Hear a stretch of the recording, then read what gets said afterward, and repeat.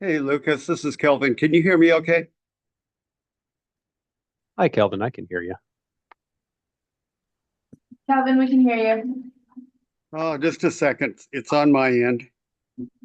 So an hour There we for go. attorney, I think you mentioned your other session of more the way. I can hear you. schedules. It's like, if we're like, hey, we ended, we talk about your. Hey, Lucas, I had a quick question for you. What is your title? I'm a planner too. All right. Thank you. Mhm. For tonight, it will be planner.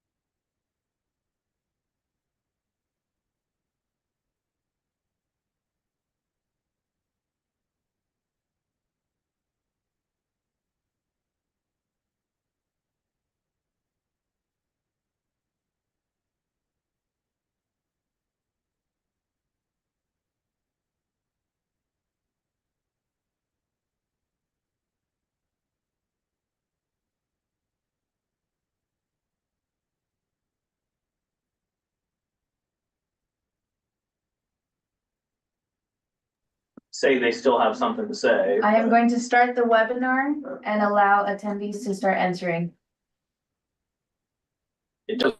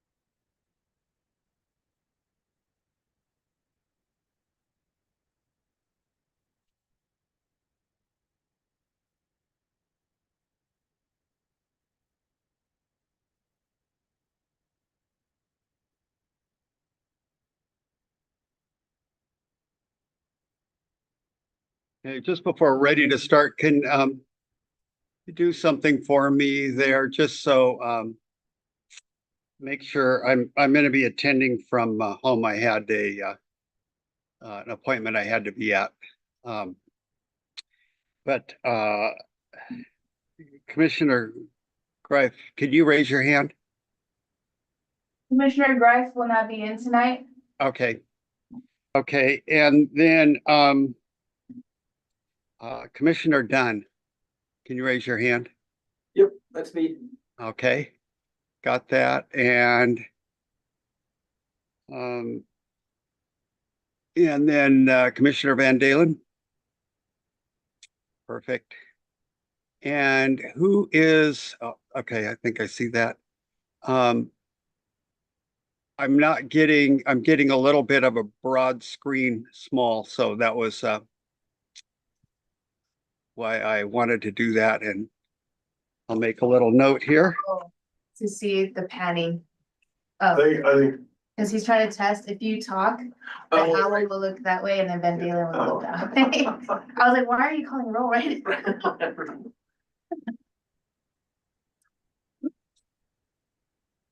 Commissioners, Good to see you. happy Thursday. Happy sunny Thursday. Yeah. I heard 73 somewhere, so that's what my truck said driving in here. Isn't that amazing? It's like spring is finally here. Okay. All right, we'll get started here in about 30 seconds. You know what that means, Mark? That's the end of wetlands, don't it? Yes.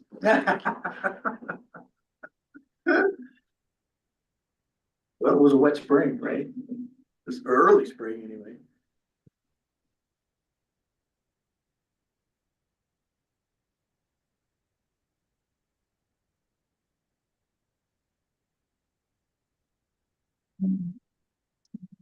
Oh.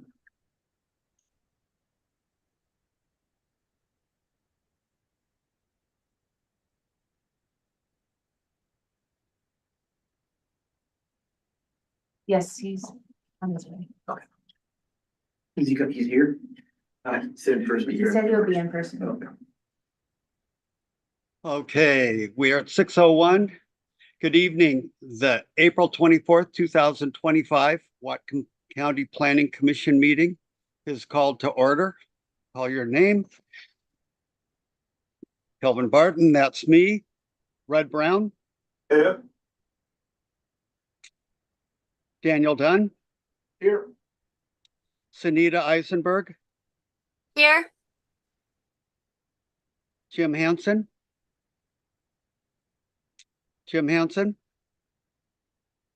Julie Jefferson, Here. Dominic Masseri, Here. and Scott Van Dalen. Here. Hey, please join me for the flag salute.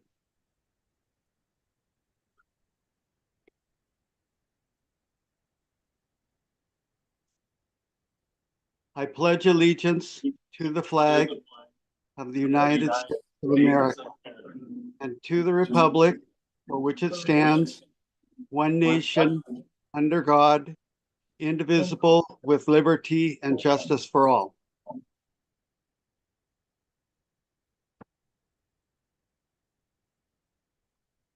Okay, so it's time now for department update. Planning Director Mark Personius, would you take over? Thank you, Mr. Chair. Hi, Council. Commissioners.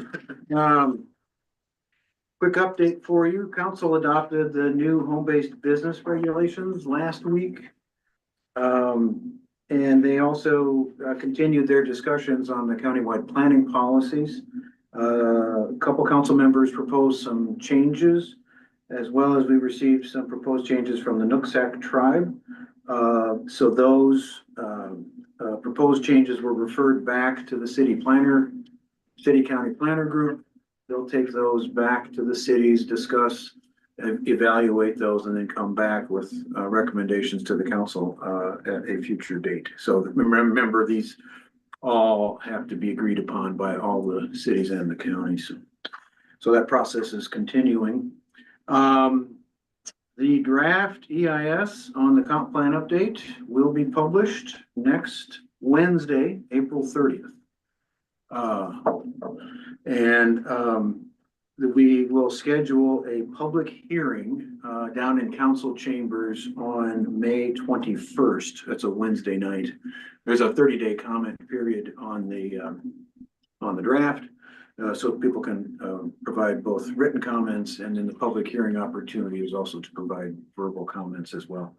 That will be a hybrid meeting, so folks can come and testify in person in the council chambers, and they'll also Eileen will run the Zoom machine to be able to take comments online as well. So that's a big milestone for us, is to get that out and keep that process moving along. Now, lastly, talk about process a little bit. Staff met this week, and tentatively, and I say that with a giant capital T, sort of tried to scope out your meeting schedule for the rest of the year on the comp plan, and plugged in some very tentative dates or subjects and elements for your meeting date topics. Basically, it will consume probably most of the rest of the year, just on the comp plan stuff. So that's just an FYI. There are some, I would say this update will probably have more policy changes than any one update we have done in the last couple of decades. Primarily because we've had so much additional input to date from the advisory committees, from different departments. There's been a much more comprehensive approach to getting folks to comment on that, on those elements. And in some cases, multiple advisory committees commented on multiple elements. So then staff has sort of had to filter those and evaluate those. And what we'll bring to you are staff recommended drafts of each of those elements. It'll include narrative updates. That's just the text, kind of the dicta that explains some of the issues or some of the processes. There's a lot of stuff that's been updated over the last decade, for example, in particular about water resource planning and the WIRA 1 process and all of that. That's been updated in the narrative. You'll also see policy changes as well regarding those things. So that's what we've been working on. It's going to change. So it's not something I really want to even hand out to you yet because we know it'll change. But your next meeting on May 8th, we still are planning on having Lauren Clemens come from, she's the climate action manager. She works in the Public Works Department. And Lauren is leading the climate element preparation.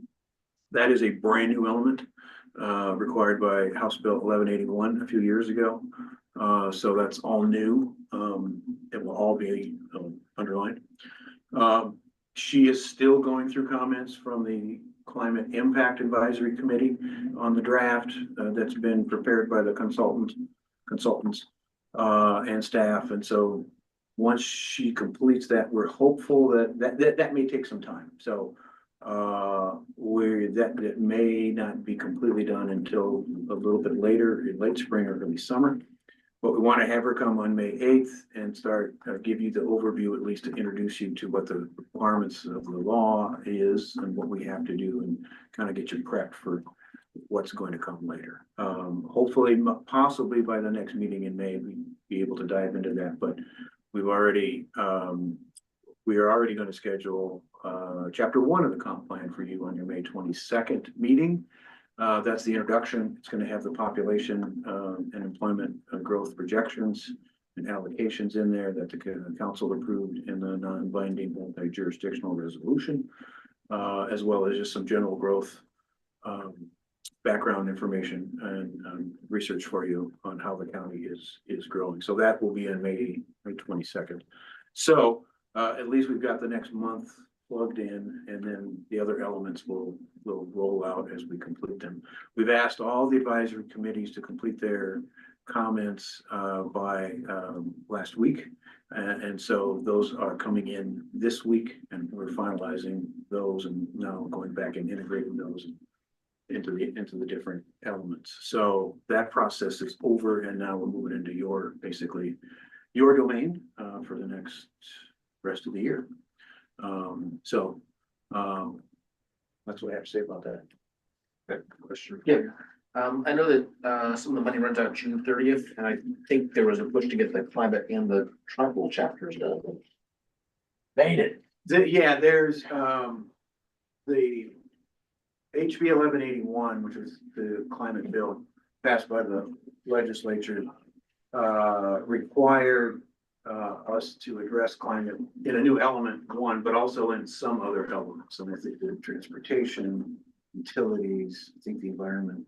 So all of that for our grant we have from Commerce, we have to complete that stuff by June 30th. But we have that particular contract is based on deliverables, and so we'll have draft deliverables.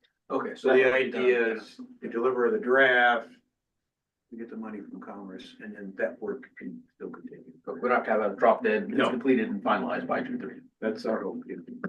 And actually, we're meeting with Commerce next week to sort of just clarify that. But that's our understanding, has been our understanding. The EIS is anything more than just a formality. I mean, it's not. Comprehensive. We don't have the decisions of what the comprehensive plan is going to be, so. Yeah. I mean, the EIS sort of almost seems like it's backwards. It's gonna look at the four alternatives, basically from no action. Just keeping the current comp plan numbers in terms of population and employment numbers going forward for more years, all the way up to high growth. And everything in between. So the draft is what we call a programmatic draft or non-project related. It's rather high level. It will be high level. It will be policy based. And it will look at different policy choices and potential impacts and potential mitigation measures from a policy perspective. The final EIS is the next step that comes after the draft. And the final EIS responds to comments that people provide on the draft during that 30-day comment period, as well as the goal of the final is to identify the preferred alternative. And this will be the preferred growth alternative, right? So that will look at the UGA boundaries and for all the UGAs, for both the municipal and the non-municipal UGAs, as well as the growth targets and potential zoning comp plan land use changes for all 7 cities. So what is finally adopted in the comp plan or comp plans, which would be the 7 city comp plans plus the county comp plan, is just has to be within the range of what was considered in the draft EIS. So even the final EIS when we say preferred alternative, it's going to be what the cities and the county have pretty much already telegraphed about. Here's where we think we want to go. So for argument's sake, EIS says we're planning total population between 250 and 350. As long as we're between 250 and 350, then it's fine. Right. Right. I have another funny follow question. There's toilets out there. Why? And can we still use the ones that you did? Yes, thank you for asking. The bathrooms are working today. The water was shut off yesterday for testing of the sprinkler systems. So we had to bring out those things. And then this morning, we found out that the gas was somehow shut off. So we didn't have any heat. The boilers weren't working. So there was hot water this morning. What you get with the building that's 100 years old. So, Jim?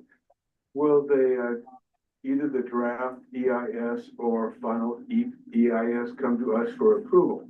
no, it's not something you adopt. It's a tool. Just helps folks in their decision-making process. It's to provide additional information to answer some questions, hopefully, or address potential impacts. So there's nothing to adopt. You guys don't have any particular statutory role in it, but you will be on the distribution list. So the planning commission will get the digital document, Well, as well as the council and does council have to adopt? No. So what if the EIS is inadequate? Who decides? you can appeal, it can be appealed as a SEPA document, yeah. Does ecology have to approve it? No. Okay. But they review Well, the distribution list is, I think, 4 pages long. State and local agencies and school districts, sewer and water districts, and yeah. So there's a whole bunch of. So everybody has an opportunity to review it, but nobody approves it. No, I'm the SEPA, what's called the SEPA responsible official, so it's prepared under my guidance and my direction, and I sign it. But it's, yeah, you can appeal it to everybody. As I said, it's a non-project, so there's usually quite a bit of latitude on those, because it's not like a project specific EIS on one piece of land or one project piece of, but covers obviously a very large area. But if the guy down the road decides to do a development and he gets a CBO, that's still just an informational document. There's no approval or denial of the CBO. You mean not, on a project specific? But let's say some guy down the road wants to do a development. Mhm. He has to do, that hits the threshold to do a CBO. He produces the CBO is an informational document. Mhm. No one approves or denies, but can appeal your decision. Correct. Yeah.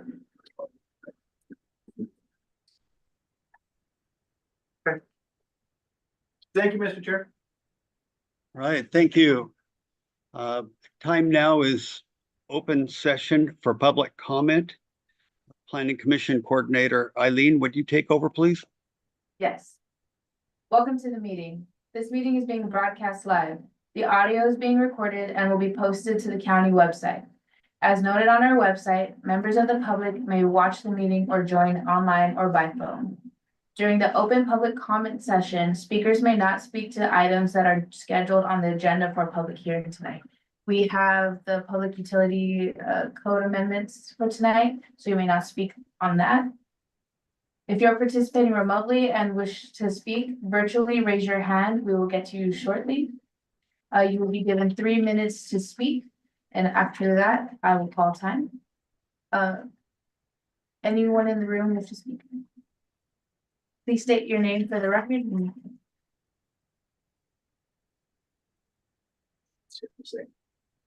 Good evening, Commission. My name is David Stritch, and I am a Whatcom County resident. And Mr. Persones couldn't have set me up any better because I also have another hat. My professional hat is I work for Washington State Department of Transportation. So I will be one of the people reviewing various elements of this comprehensive plan. That is not why I am here tonight. So I just wanted to make sure I separate myself from both of these roles. So all the better that I get to present on this personal feeling and belief tonight, so that it doesn't conflate anything that I do professionally and talk about transportation. Tonight, I'm not here about transportation. But I am here to talk about the climate element that you're likely to see before too long. And I guess, first of all, I want to thank you for the work that you have done on the comprehensive plan and knowing what's ahead. Thank you in advance for your work with all of the elements that you're going to be reviewing and recommending moving forward. So thank you for serving our community in this way. Again, my name is David. I'm a Whatcom County resident. And I was just reminded actually this afternoon when my neighbors were burning copious amounts of cottonwood branches of why I sent in a comment to the comprehensive plan email address and copied the climate action manager, Ms. Clemens, as well. So that's already been there and those comments are there. So I'm just going to be reiterating it. So it's another way for me to introduce it to this this body. What I'm suggesting is that you introduce or and recommend some policy in the comprehensive plan, probably related to the climate element, something akin to restricting outdoor burning throughout the county to only small recreational fires. I bring this up because of the grossness and smelling all this cottonwood, which isn't particularly hazardous to my health, but it's definitely really green and really unnecessary. And so I'll just read my comment because it's already on the record. So indeed, I could call the fire department when things are burning, when it's above 7 miles per hour, when folks aren't following the rules, but it's just a big lift for the fire department to come in and to enforce fire regulations. Other neighbors of mine have and use illegal burn barrels. Recently, someone was burning trash. Even though it's 2025, assumptions of common sense that smoke travels across people's properties to other people's properties and into their windows, rules about outdoor burning, and even though the fire department can enforce these rules, it's clear that policy change is needed because enforcement is too challenging and expensive, and across the entire county is likely impossible. It's also 2025. We have industrial composting. There's a yard waste option at the transfer stations. We're no longer burning land as such to make way for farms and agricultural ways of the colonial days. It's time to recognize that outdoor burning is no longer a reasonable, useful, or acceptable practice. A small campfire or recreational thing is one thing, but any sort of debris clearing is unnecessary given the infrastructure that we have in place. It might be said that it's cheaper for a property owner to burn debris than to take it away, but it's definitely more expensive to the entire community in terms of health, and to me and my family as we breathe in gross fumes, as well as the comfortable enjoyment of our homes and yards. And of course, the added carbon in the air, enter the climate element you'll soon get to see. Given the emphasis on this type of planning being infused into the comprehensive plan and a part of legislation House Bill 1181, I feel this is an easy and practical win for the county. And again, I included this email to the climate action manager and to the comp plan team. So again, that policy, I'm not attached to the language, but something akin to restricting outdoor burning throughout the county to small recreational fires only. I would suggest coordinating with the county fire authority or fire marshal or chief to include the specifics that are used when they issue recreational fire verbal burn permits when you call the hotline. So thank you very much for your time. Appreciate it. Thank you. Okay, if I ask him a question? I just to, as a point, just clarify, I don't think so. I think during public comment, people have the right to speak for the 3 minutes, but it's not like a discussion back and forth. Maybe that would be something you could do after the meeting or during your commissioner comment, you could say something. Chair? You wanted to ask the speaker, previous speaker, a question? Yeah. Yes, go ahead. I'm just curious if you have any idea about where within the regulatory regime action could be taken on this matter. Not exactly sure. I guess what I'm suggesting is by putting a policy in the comp plan, it provides implementation opportunities later. I'm not exactly sure how it would fit. If it's development code related, I'm not exactly even sure, but I just figured I would put this comment in there and let the implementation work itself out. But if there's a policy, then there's a way to at least lean on something to look for further. Thank you. Cheers. Again, you might see me later, but that's we'll be talking about this again. Cheers. Thank you for your time. Do we have Seeing any no- others? Go ahead. Do we have any other speakers, Eileen? No, I was about to continue. There's no other speakers in the room. We're gonna move to online. I see 2 attendees. Do any of you wish to speak at this time for a public comment? Seeing no hands raised, Chair. Right. Thank you, Eileen. So it's time now for commissioner comments. Any commissioner comments? Yeah, comment. And if there's a hand up, I'm not seeing it, but Yeah, that's me. Kelvin, can you hear me? yes, I can. I'll make my comments. So with the countywide planning policy, just Mark covered it as what happened at council, but just some more details on that. The main comments were from the Nooksack tribe, who submitted comments throughout the policies, and from Todd, who had comments about public comment. He felt that a lot of ability for the public to put input into the plan had been removed, so we want those back. And then Kaylee proposed putting in the N7 that we'd, I think, motioned but not seconded here. That was about water cities needing to prove they have water rights part of the comp plan, but that was not supported. And then for the mining surface things we talked about, they talked about that language as well. And like Mark said, they sent it back to some advisory committees and the city county planning group.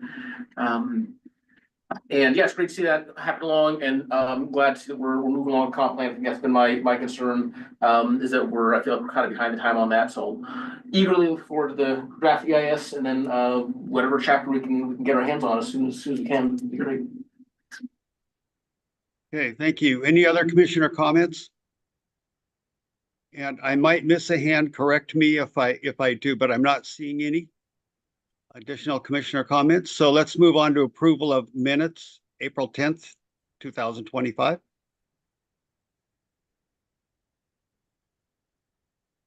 Approval. Second.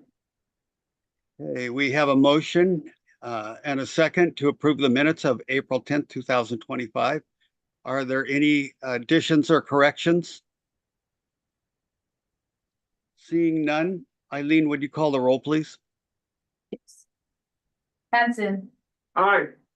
Jefferson, Yes. Mosseri, Yes. Van Dalen, Yes. Brown, Yes. Dunn, Yes. Eisenberg, Abstain because I was absent. Barton, Yes, passes. okay. Thank you, Eileen. So we are to our meeting topic, which is Public Utility Code Amendments. Whatcom County Planner Lucas Clark is going to present, and we will be holding a public hearing. So go ahead, Lucas. Alrighty, I'm just gonna share my screen here. Oh, Eileen, I think the Oh, timer is still sitting on there. Thank you.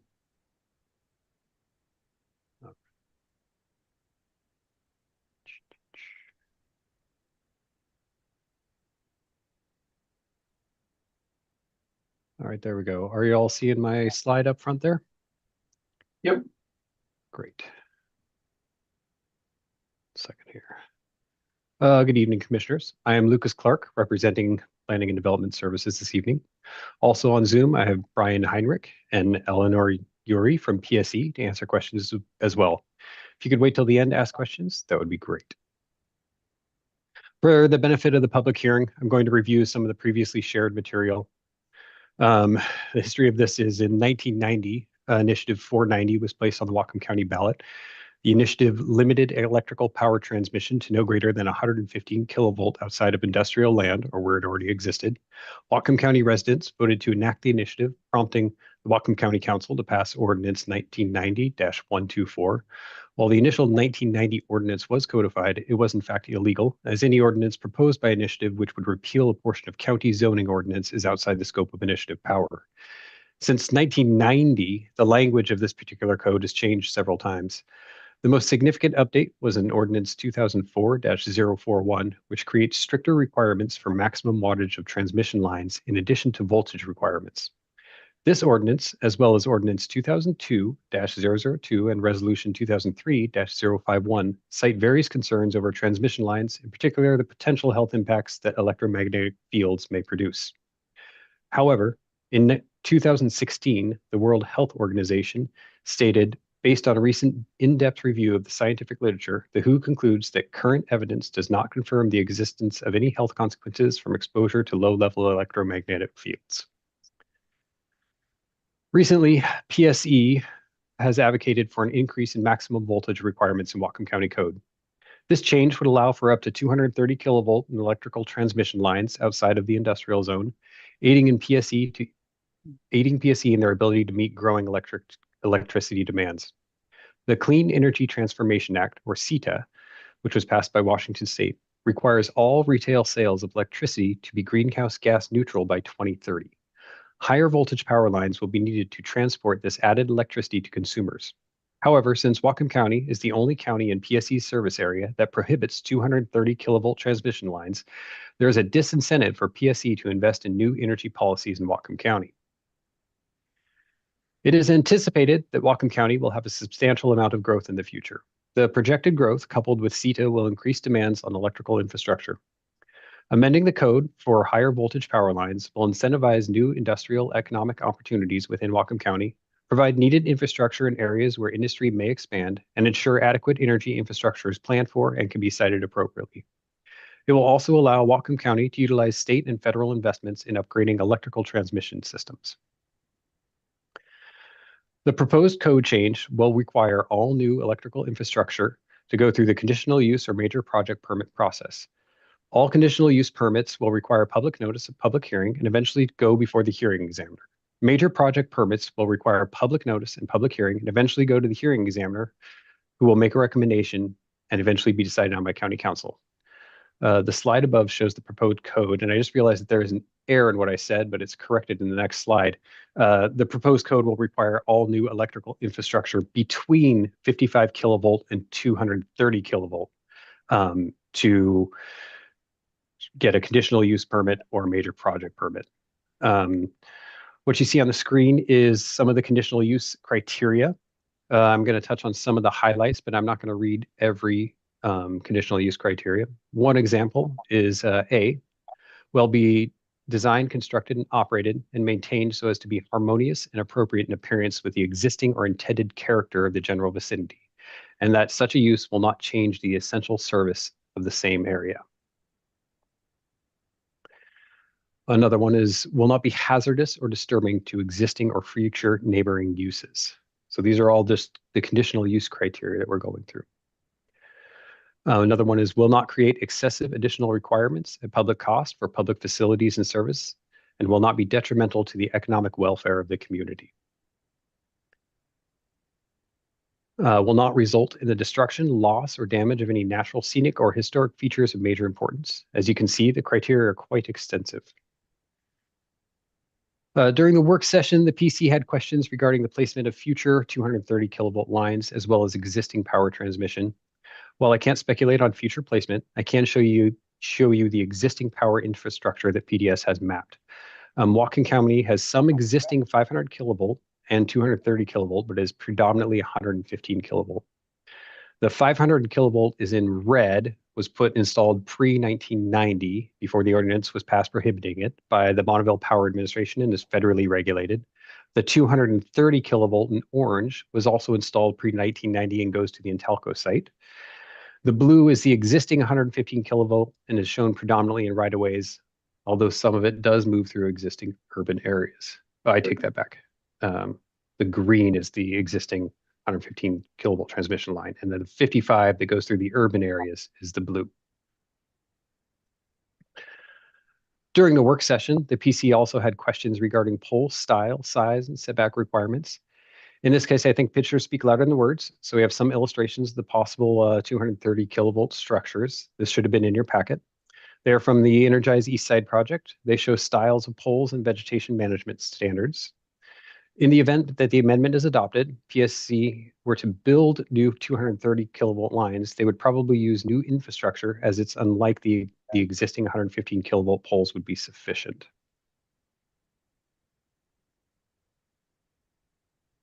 Here's just a couple more options for poles. As you can see, the amount of width is more than a typical side of the road right of way.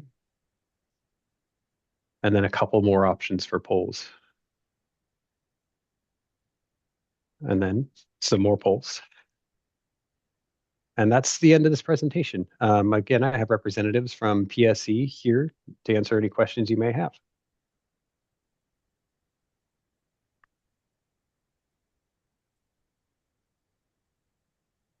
So I can see most of the commissioners, but I think Commissioner Hanson, I may miss you over there.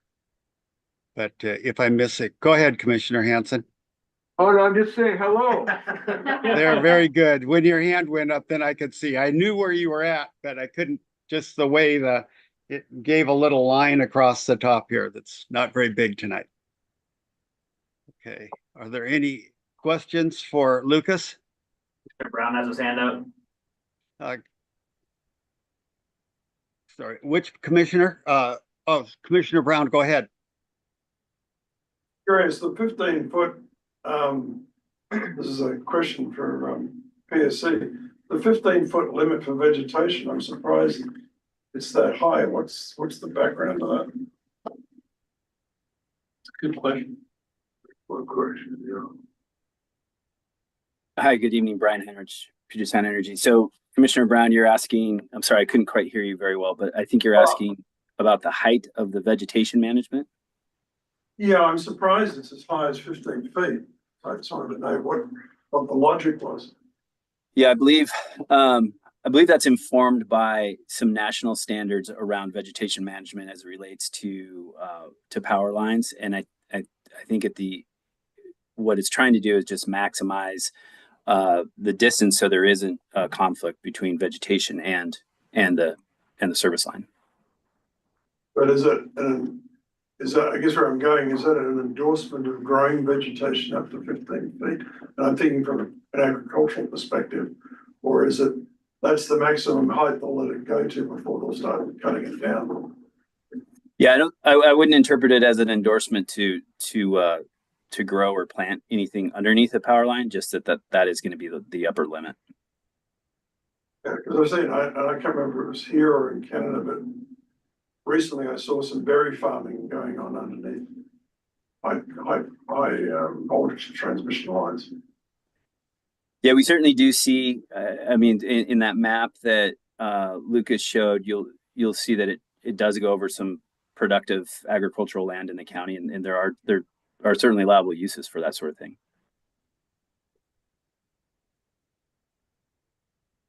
And do you know what those are? If a line went over like productive farmland. Or think that- if there's, I mean, there's quite a bit of land at the moment that the only farming going on is pasture land. And my question, because one of the concerns the county has is about the agricultural land base, and so my question is, if we increase the distribution of power lines, what is the sacrifice of agricultural land? And the second part of the question is, if we have land that is currently got power lines on it, could it be put to better agricultural use than just pasture land? Yeah, those are good questions. I think the answer is probably that the lowest impact is probably going to be the best allowable, if that makes sense. So pasture land, grazing, hayfield, that sort of thing. I think there probably are instances where a line goes over, a more productive use, say a berry field or what have you. So I think it's really going to be dependent upon where that line is, what the topography is, and what is that activity that's going to occur underneath that line. So I don't think it's zero sum, I guess, is what I'm trying to get at. No, my question is, is there any objection from PSC? Maybe this is a question that requires a bit of research.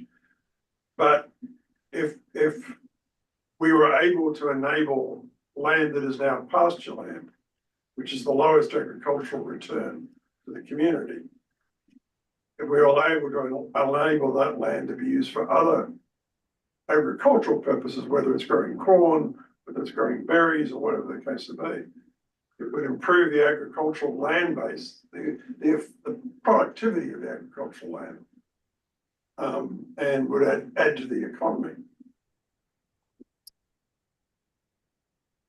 Yeah, I mean, I get where you're going. I guess what I would say is, in the event that the amendment's approved and we have a 230 line, could that more productive ag land purpose occur somewhere that doesn't interface with the line? No, it's more, could the more productive ag use occur where there are already existing lines? Yeah, and I think the short answer is probably yes. I think to your comment about maybe looking into this a little bit more, I think that probably would require it. But we know a whole host of activities occur under power lines today, right? So I think it's certainly reasonable to assume that would be the case.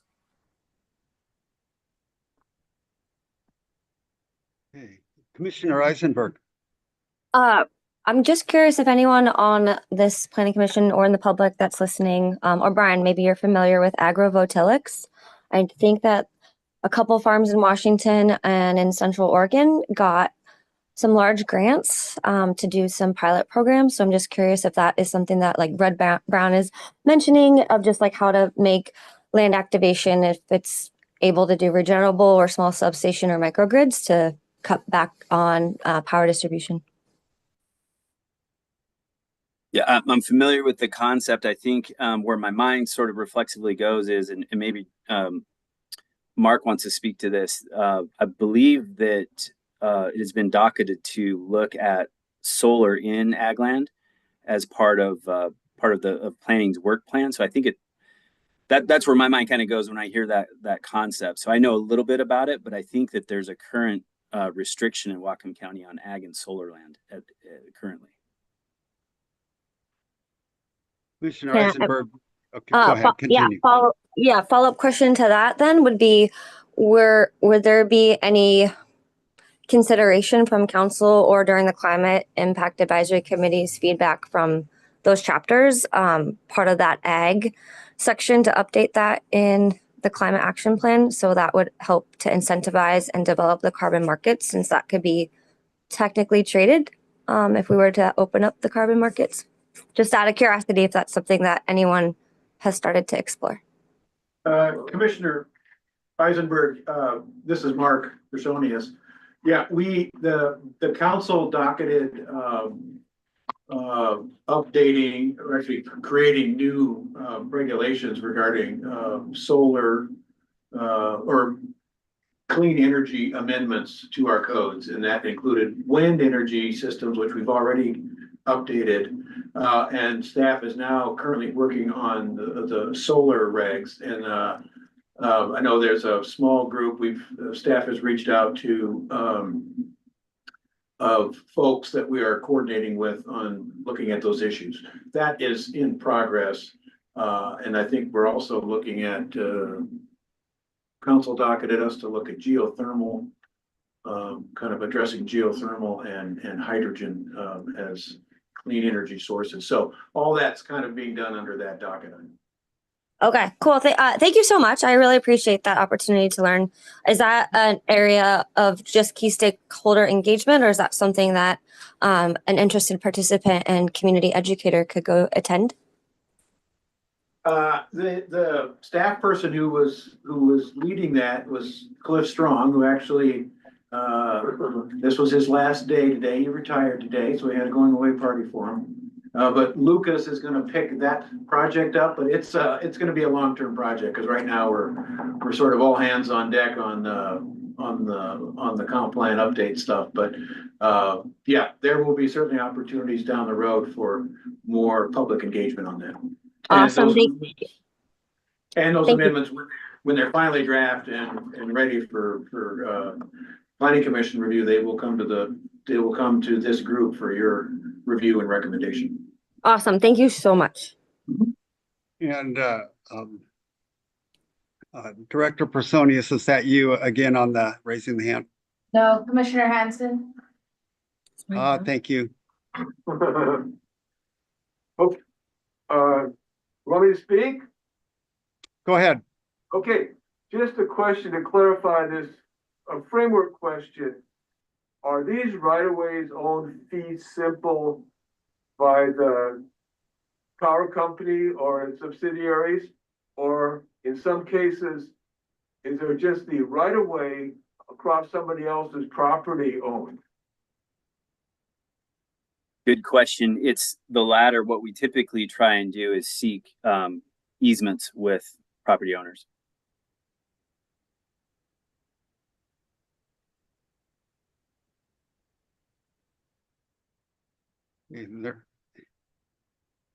Any other questions? And for the record, and I missed it when he came in, Commissioner Greif is on, and I apologize if I did not pronounce your name correctly, but he is here in attendance, and I missed it when he came on. But if you can put him down, Eileen, that would be great. Any other questions for staff? For Brian Heinrich? Okay, let's move to public hearing. Eileen, would you take over? Yes. I remind you that this meeting is being broadcast live. The audio is being recorded and it will be posted to the county website. There is no attendees in the room. I will go to online. I see two. I have Atul Deshmani. Atul Deshmani, do you wish to speak at this time?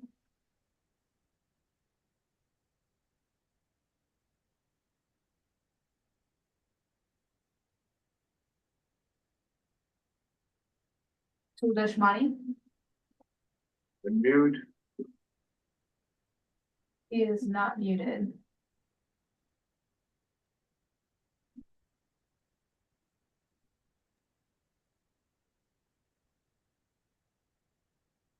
To the speaker, can you hear me now? Yeah. There he is. Oh, first, what I said is I miss you guys. But I'm actually speaking on behalf of Whatcom PUD. And I just wanted to say that Whatcom, the commission has unanimously expressed strong support for this. We absolutely need to improve transmission everywhere, and certainly in Whatcom County. Our geothermal project, if it matures, will need it. And 230 kV is definitely an improvement, and very much support this this particular change to code. Thanks. Thank you. Thank you. Next, we have Kaylee Galloway. Do you wish to speak at this time?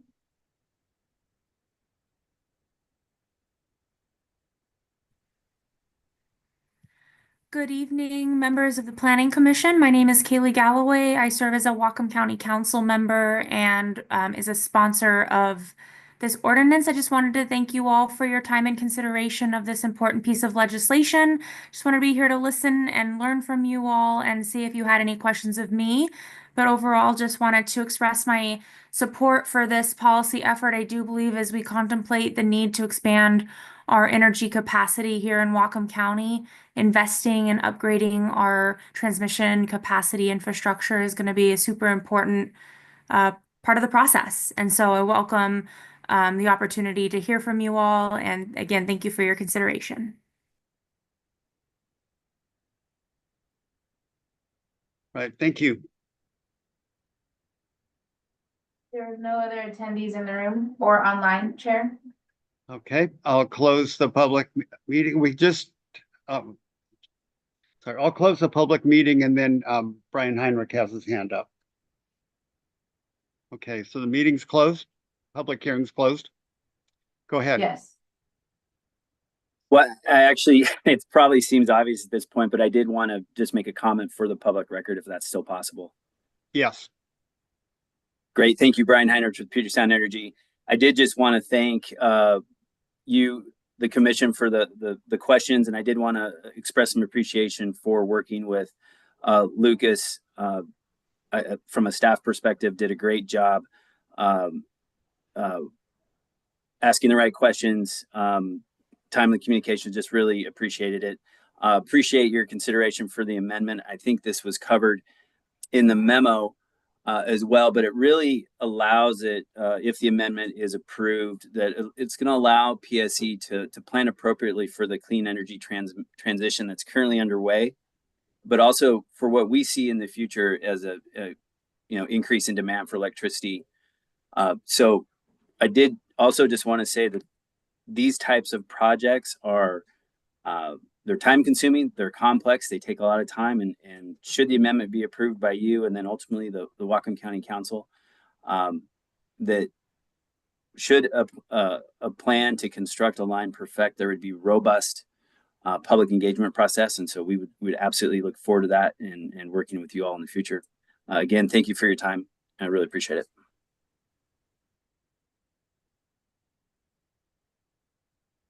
Okay, commissioners.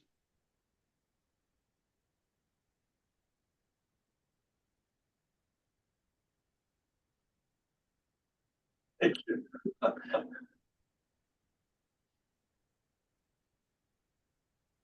Kelvin, are you recognizing me?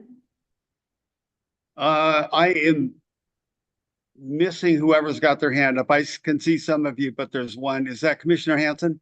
Commissioner Brown. Right. Commissioner Brown, I'm looking right at you, but I don't see your hand up. No, it was up. There we go. Oh, I thought you were stretching. Now you can say two things. All right, so Go ahead. Brian, if I could just ask a question of PSC, I think it'd be useful if PSC could come back with some policy position on what agricultural uses can occur under the power lines.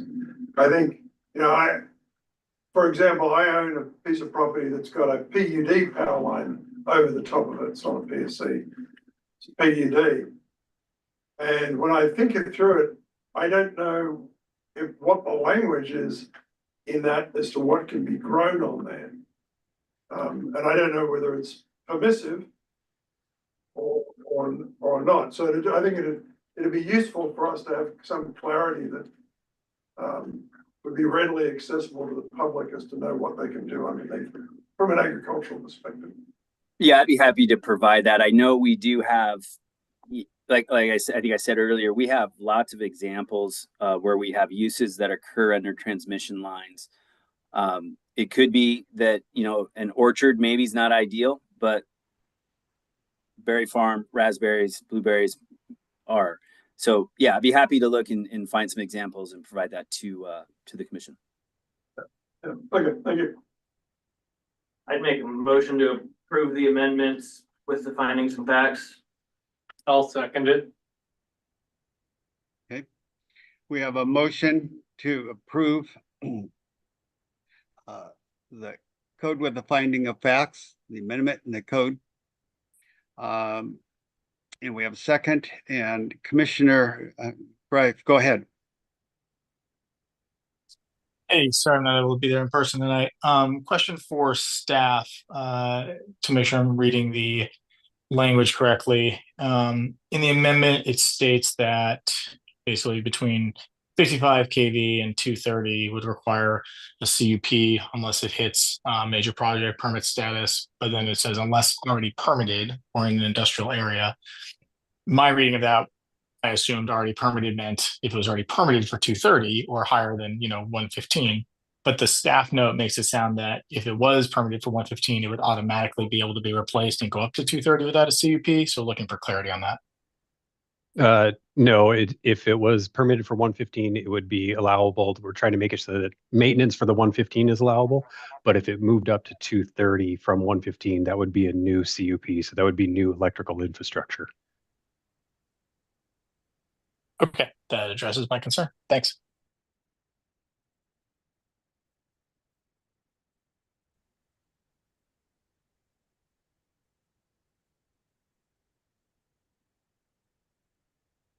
Any other commissioners?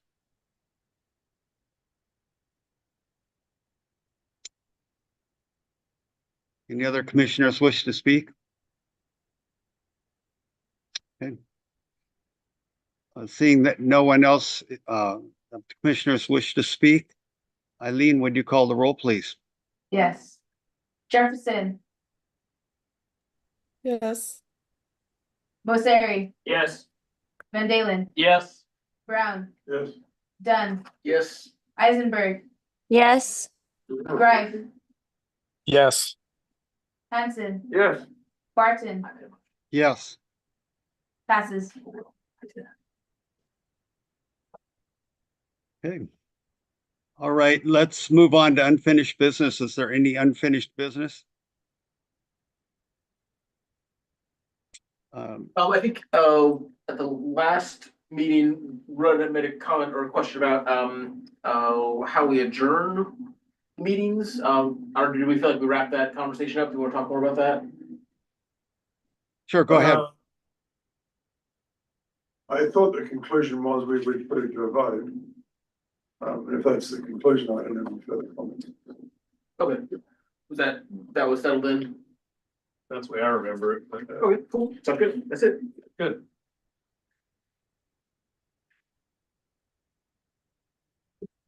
So,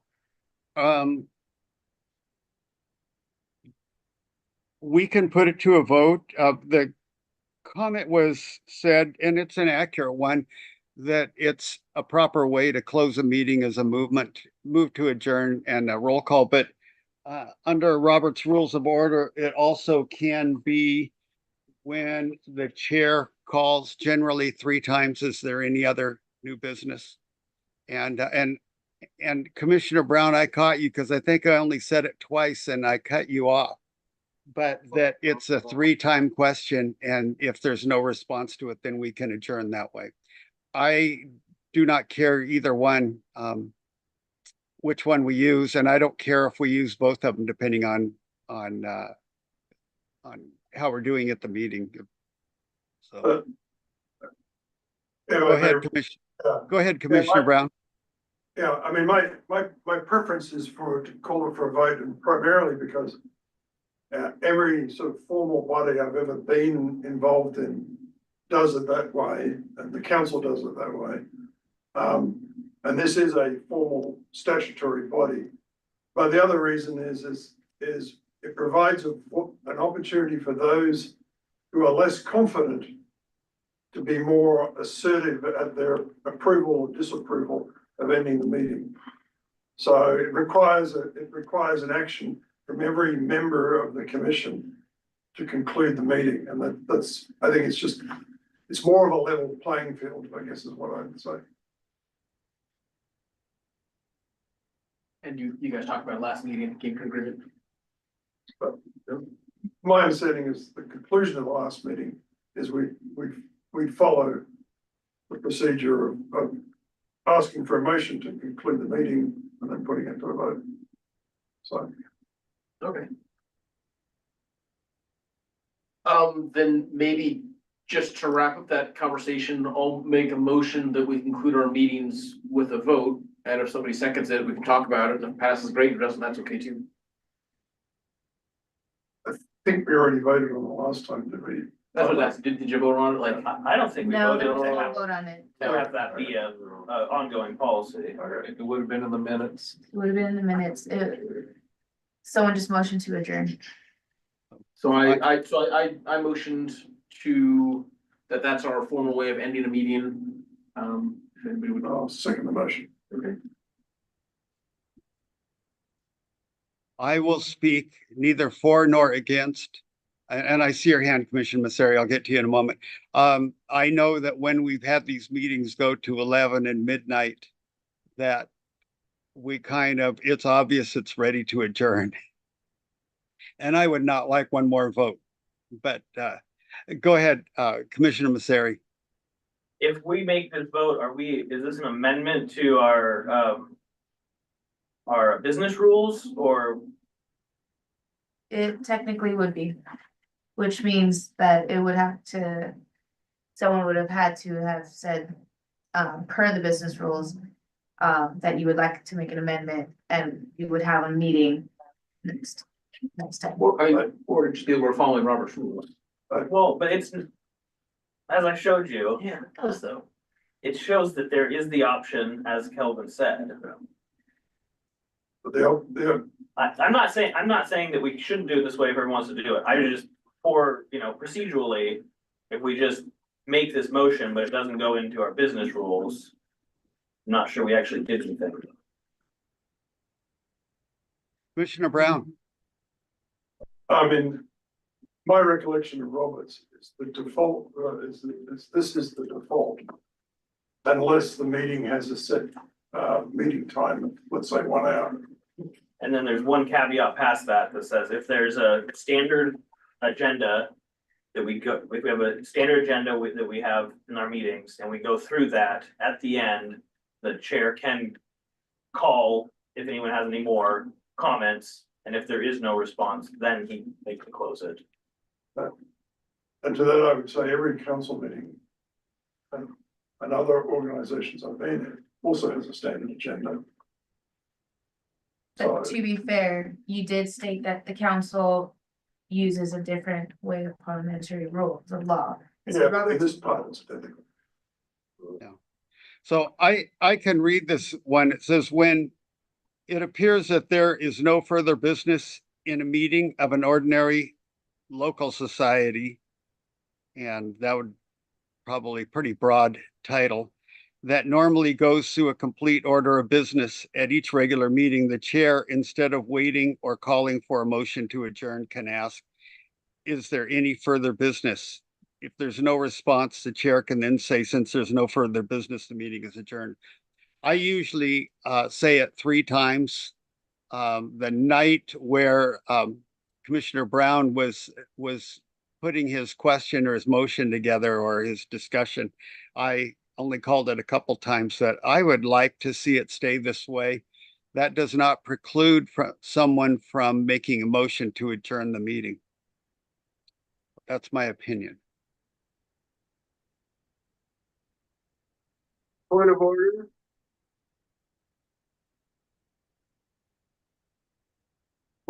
Chairman, point of order. Yes. Go ahead. According to our interpretation of our rules, this motion is out of order because it doesn't move to amend our business rules. Therefore, we shouldn't be discussing it because it's out of order. Okay, I'm gonna go with Commissioner Hanson.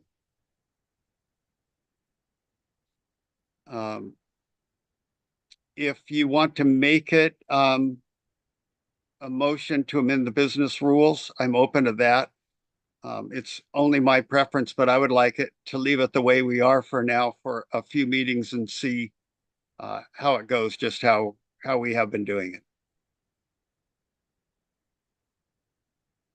Point of clarification there, when you say leave it the way we're doing it, to put it to a vote or to?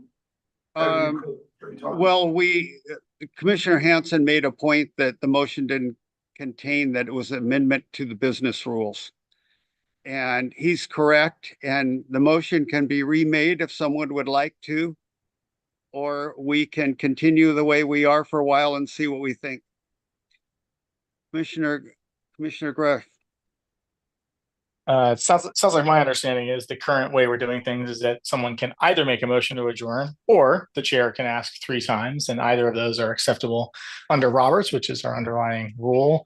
I'm fine with that. And so I'm just going to make a motion to adjourn this meeting. I'll second. Okay, we have a motion and a second to adjourn the meeting. Eileen, would you call the roll, please? Motion on the floor? Yes. Okay, Or we want to do voice accord? that's fine. You can do that. Okay, all those in favor, aye. Aye. Opposed? It carries. Meeting adjourned. Thank you, everyone. Thanks, everyone. Bye. Had a motion, closed it. There you go. You got a moral victory there. See you all in 2 weeks. Have a good